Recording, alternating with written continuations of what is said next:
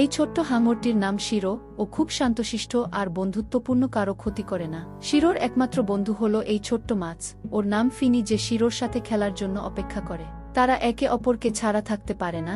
নানা রকম খেলার সময় তাদের আনন্দ দেখার মতো, তাদের নির্মল হাসি আর গল্প চারপাশ মাতিয়ে রাখে। ওরা সবচেয়ে বেশি পছন্দ করে ছোঁয়াছুঁই খেলতে। এমনই একদিন খেলার সময় শিরো জোরে সাঁতরে গেল, আর ফিনি যেয়ে বাড়ি খেলো পাথরের সাথে। ব্যথা পেয়েছে, অভিমান করেছে শিরোর উপর। ভাবতে লাগলো কিভাবে পারল এমনটা করতে।